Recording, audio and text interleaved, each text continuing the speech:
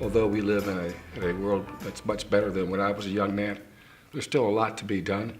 There's a lot to be accomplished as it relates to equal fair housing opportunity. That's regardless of whether a person's based on a person's race, their religion, or for that matter, their sexual orientation.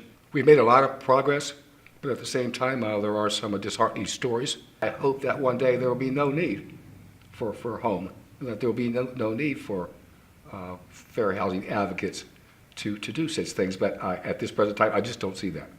I think if you ask the average person on the street, what's for housing? What's that all about? A lot of them are going to say, I don't know, really.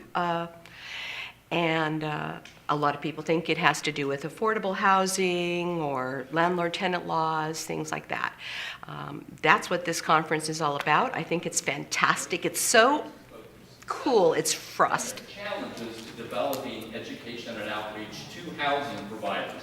We are focusing specifically on education and outreach in all the myriad ways that we can get the word out, let folks know what this is all about, what their rights and responsibilities are. Those are the big challenges right now, I think, is forming those partnerships and then just incredibly increasing our visibility in the communities. The landlord at the apartment complex put a whites-only sign in the apartment complex's swimming pool. This is from 2012, not from 1960, not from 1940. These are instances, and I'm looking around the room, I see a lot of you all, I get your cases, we work on cases together. These things are not the past, they are the present. And we have got to do a better job of telling these stories.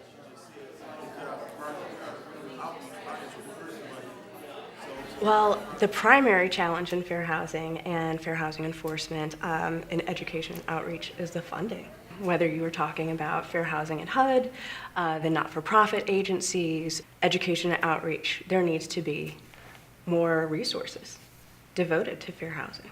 In Washington State, what we have done is to create a very strong partnership between the FHAPs and the FHIPs, as well as HUD and a lot of community partners. Being able to do that makes us stronger. We use less resources, and we can pool our talents and some of our funding to get a lot of great outreach done. But I'd like to see that replicated more across the nation.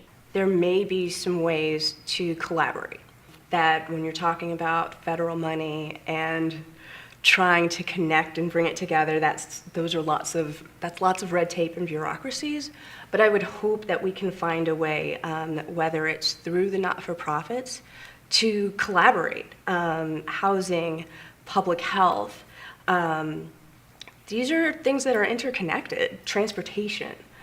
So if we can figure out ways to collaborate, maybe we can better utilize the limited resources we have to reach more and more people. And that's a big issue we found with the refugee population because they only get so much funding, and a lot of times I believe we've made tremendous progress as a nation. I see a lot of challenges as it relates to disability, regardless of whether it's assistance animals or those that have medical challenges seeking equal housing opportunity, or it could be a family that speaks broken English that seeks to move into a part of town that they wish to, and they're arbitrarily refused that. Or it could be a family that has a different race or different religion that someone's trying to run out of a neighborhood. We still see those things happening, and I still think that that's a challenge for all of us as citizens, is as people who basically run agencies that are geared towards assuring that people have equal housing opportunity. And what they can see of your Facebook profile. So I would say change it to almost completely private. And we're going to see a lot more use of social media, online training, that kind of thing. I think even more outreach into a few of the areas that we've heard about this morning, colleges, elementary schools, high schools, various community groups, attorneys, all of those groups. My advice to new people is to learn your history. The history of fair housing is rich and amazing and fun, and cool. And if you learn the history, you can see what the future is going to be. Past is prologue. And hopefully you're going to get hooked and become passionate about it and be able to convince other people about the importance of fair housing and the work that we do. Immigrant populations especially, it's important to look at traditional media. So a lot of communities have foreign language radio stations and newspapers, and so you could market. I've heard the discussion. I want to say that as a director of one of the largest FHAPs in America, this is somewhat of an out-of-a-body experience for me. Because you see, most of us, including most of us in this room, we're a little top-heavy with enforcement. We build our little sand castles of cases, and we analytically reduce them to rubble, and we build them back up again. We can talk all day about those things. We really spend a lot of time talking about education and outreach, and I think that's just as important. I think they're both inseparable. You can't have one without the other. It's like milk without cereal. So actually, I do commend, first of all of you for coming together, talking about this subject. And I have to say that we have to make a commitment to ourselves that we're just not going to make this just a passing thing, that this is something that I think needs to be done all over America. I'm glad to be a part of it, certainly in Ohio. 6 years ago was 42%. 42% of all felons return to prison. In 6 years, we have dropped it to below 28%. First of all, get your second wind and get your game faced on, because it's not an easy task in a society like ours. We still have challenges. We still have people that believe that it's their property and that they can do anything that they want. That is, that they can recklessly, perhaps, deprive somebody of equal housing opportunity for some arbitrarily or unrelated business reason. I would also say that you have to get that second win because, well, once again, we can never be satisfied with what it is that we've accomplished.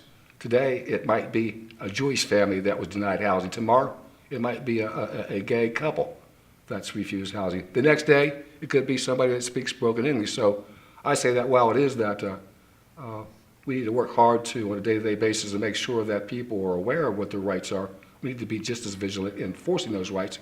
And there's never an end to it, because I think there's always obstacles that have been placed in people's way, unfortunately. If you're interested in that, feel free to email me. I've been running 2 book clubs in 2 cities. Yes. No, not that one. Well, yeah.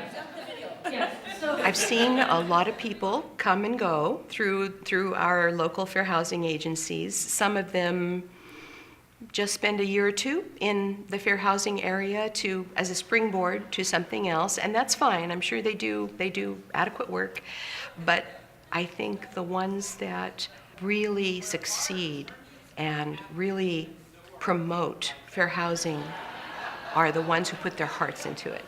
So this is a great thing to use when you're Do something that you absolutely adore doing. You can't wait to get to work every morning. And if that's for housing, good on you. Because I love it. It makes a lot of sense to me.